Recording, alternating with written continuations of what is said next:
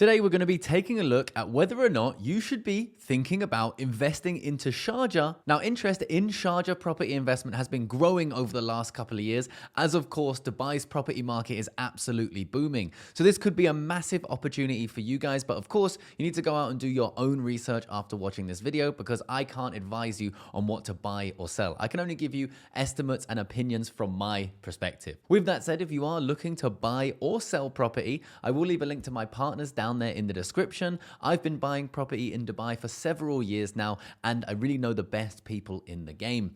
As well as that, if you are looking to move your enterprise or yourself over to Dubai, we can also help you with that. So there will be a link down there in the description. And if you do like to stay up to date with everything that is going on in Dubai, Dubai real estate, even Bali real estate and other investment opportunities, do smash that subscribe button. And let's hand over to some of my partners here in the UAE property space. So I guess first things first, maybe you give us your general feel for Sharjah and kind of its comparisons to Dubai.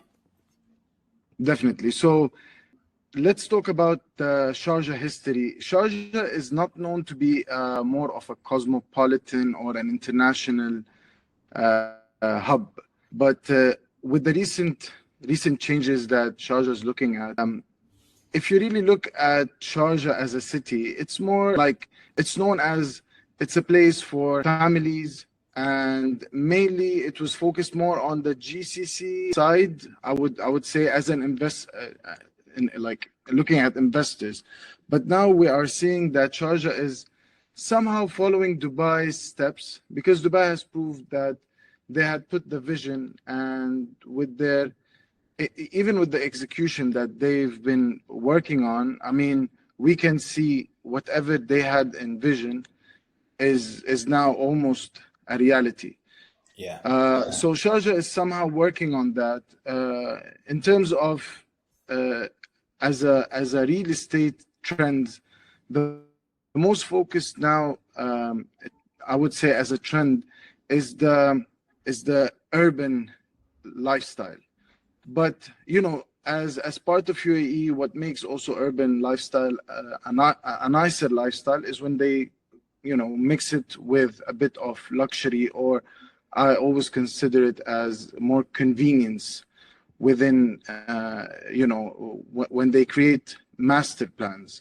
Yeah. So Al Jadda is part of Al Dar. Al Dar, if you look at Arada.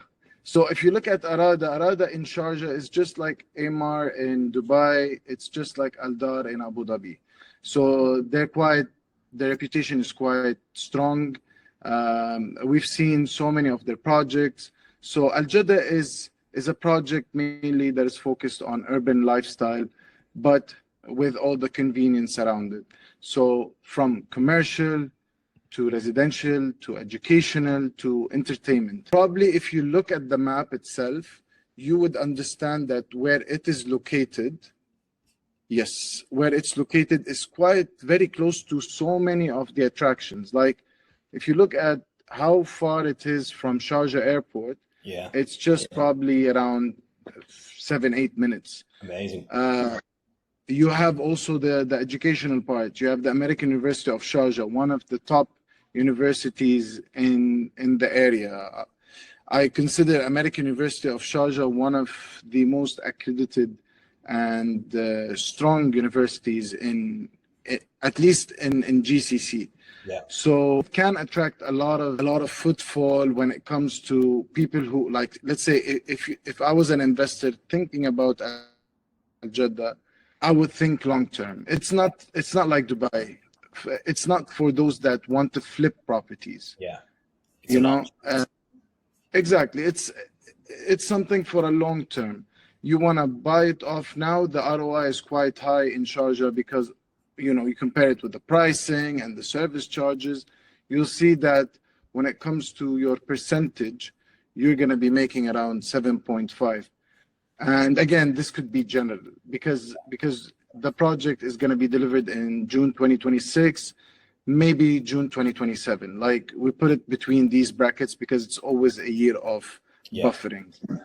Understood. Fascinatingly interesting. As you're speaking, I'm just kind of popping up some photos of the general area just to give a bit of feel for it. So I suppose firstly, what strikes me is I'm really impressed by the grandeur, shall we say, of the American university there. I think any location that has an official American university is always going to be an interesting prospect, given the focus on education from the GCC population. So I think, as you quite rightly said, this has originally been focused on, Sharjah has originally been focused more so on, let's say, a little bit more conservative side of the GCC. But as you said, it's opening up, and I think getting a feel for the general area through these images, it's clearly extremely modern, very open, and much less dense than Dubai. So you'd have to think from I suppose, as it becomes more like Dubai, maybe a little bit more cosmopolitan, given that it's a relatively short drive from Dubai. Let's just see what it is to DXB, for example. It's pretty good in terms of 29 minutes to DXB is amazing. Yeah, exactly.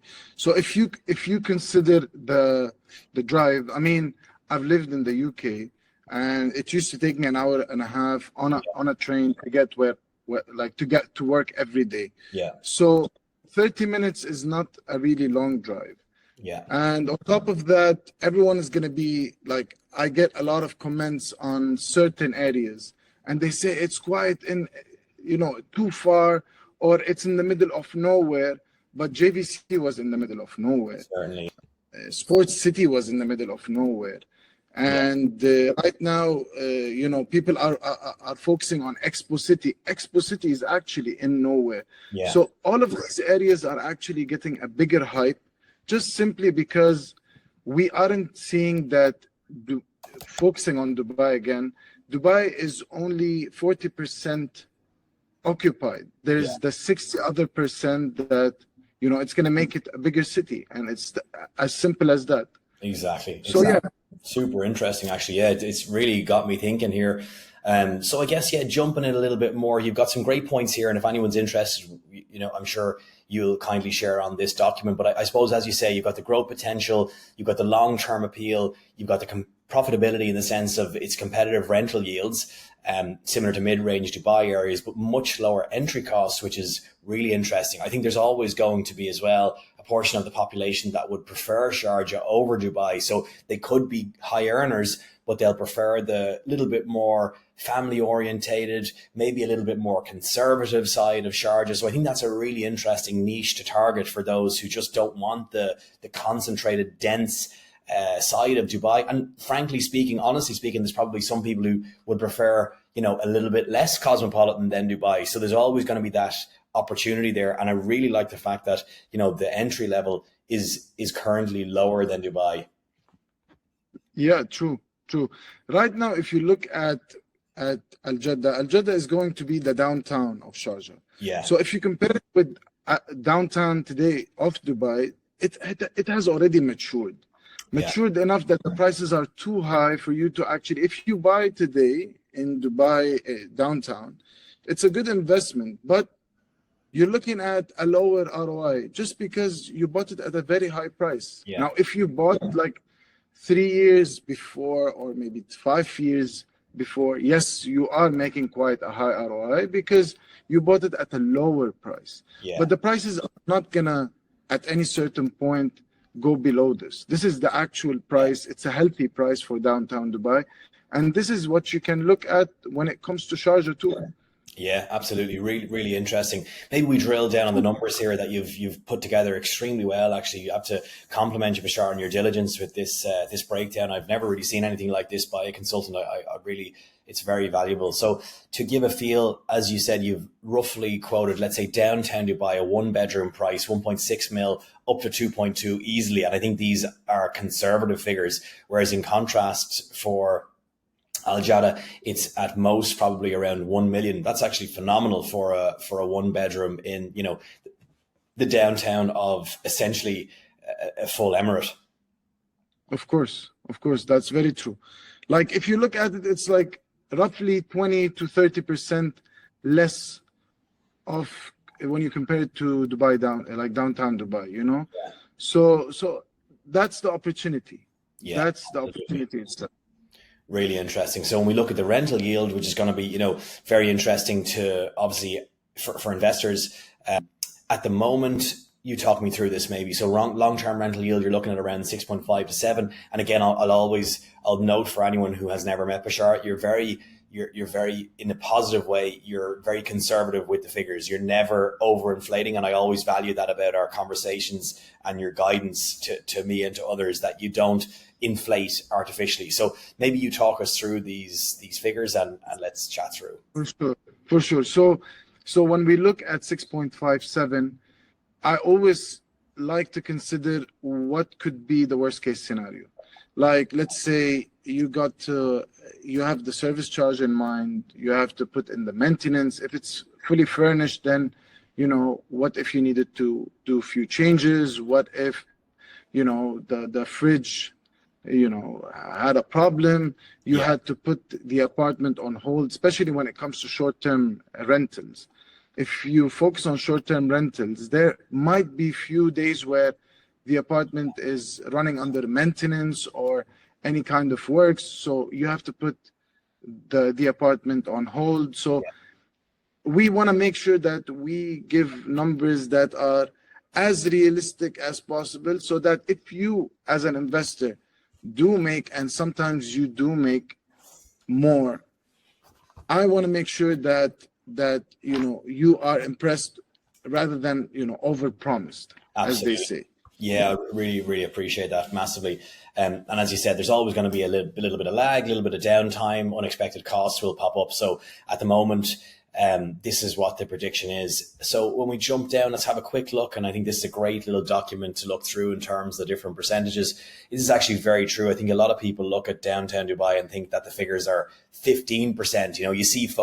You see consultants out there in the market selling artificial numbers, but I think this is a really good, clear breakdown, and it shows the specificity across the board. So I think, as you say here with the short-term rentals, Dubai is currently one of the top listed global locations. However, Sharjah is in the early stages. So in a way, that's what excites me about this. It feels like the opportunity that existed getting into Abu Dhabi early, or getting into Dubai early, in the sense of being like 4 or 5 years ahead of the game. Yes, true. That's very true. If you really look at, for example, right now, let's go back to Al Jaddah to discuss a few more things. Yeah. You're gonna see I've shared the brochure on the group. You're gonna have to look at the master plan, and you're gonna have to see what facilities are there and who are the big vendors that already occupy certain developments over there. So, for example, if you look at the brochure itself, I wonder, do you have there's that a master to hand there, just to quickly share it? If you do, that would be phenomenal. And while you're doing that, I'm going to quickly keep scanning through these photos, because I find it very enlightening just to get an understanding of the general ecosystem. I think while you're pulling that up as well, I think it's interesting to touch on the unique angles of this. I'm just talking from my own perspective that interests me. I think proximity to airport definitely interests me. People think that's a non-runner. I think there's a huge opportunity there. People who are global travelers, global entrepreneurs, of which obviously Dubai is founded upon capitalism. So we have to keep that in mind, that is something that definitely appeals. Centrality to education is obviously phenomenal. And then the ability to live in a family-friendly location is also extremely compelling. So I think those several things combined make it a very, very interesting proposition. And ultimately the barrier to entry is much lower than Dubai. And I think, there's a little bit of kind of overwhelm, or maybe fatigue, shall we say, from some investors who have multiple units in Dubai. They're slightly fatigued with the battle to get access to good units. So this provides fresh territory, I suppose, which is always exciting to a portfolio investor. True. Can I share my screen? Absolutely, please. Yeah. You can just pop the little arrow at the bottom. Just a second. I think what'll be interesting to touch on then as well as you go through that would just be to talk about timeframes, obviously, which is at the top of everyone's mind always. Yeah. So if we look at the just a second, I'm gonna have to share this. Okay. Is it visible? Yeah, it's just loading up, a little bit blurry, but I think it'll sharpen now. There we go. Okay. Are you able to see the brochure? Yes, yeah, go ahead. Okay, perfect. So this is the master plan. I mean, it's not the full master plan because you'll have Nasiba, which doesn't show at the moment, right here. But if you really look at the master plan, you have right here, which is called Madar. Madar is like a whole shopping entertainment experience. They're gonna be over here. Fitness centers called WellFit. It's one of the I would say international gyms. And then you also have a skate park, which is located right here. And you're gonna see, I'm just gonna have to scroll down. I don't know, it's stuck. But you're gonna see also that you have Vida, you have the address as well. So you have these big names that already have invested in this development. Yeah. On top of that, you have the school Sabis International. So if you really look at Sabis International, they always locate in areas where they know that they have potential. And when I say potential, it's basically where, high end, or I would say the higher society who wants to join Sabis. So they already know that these areas specifically, when it comes to Sharjah, these are going to be like very prominent areas.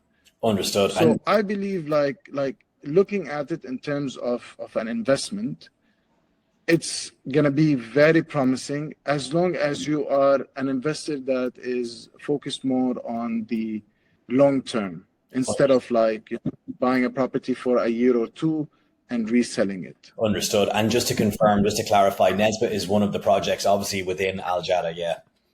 Exactly. So you have right now Nasiba 3. There are few units within the project itself, but the focus is Nasiba 3 right now. They still have 1 and 2 bedrooms. 3 bedrooms, also 3 bedrooms is, you're going to look at Sharjah, it's the opposite. Dubai, you see that studios and 1 bedrooms just run and get sold out very quick. Compared to Sharjah, because it's more of a family oriented, you see that the 3 bedrooms are actually going to be sold out. Yes. So right now the 3 bedrooms are sold out, but they still have 1 and 2 bedrooms. Interesting. That's a very interesting note, actually. So I think it's undoubtedly, as we kind of come to a close, it's a very compelling opportunity. There's no doubt about that. Maybe just the final note that springs to mind for me is timeframes. What are the timeframes on the project? So right now, if we look at, there are few of the developments that already have been or close to handover. But when we talk about Nasiba 3 specifically, it's going to be 2026, 2027. Okay, so not too far away. So definitely. And do we have, I'm sure you have it on file and maybe we can share it on afterwards if anyone's interested, payment plans? How is the payment plan looking? So the payment plan is going to be, just give me a second. And by the way, one thing that also I would like to clarify, sometimes when it comes to payment plans, we can always figure out a minor change in the payment plan. So it doesn't have to be that, this is, not every developer does that. Yeah. And especially that we work with the seniors. Yeah. We can somehow, based on how much we get them business, we could somehow change a little with or maneuver, as you said. So it's going to be more of a 5%.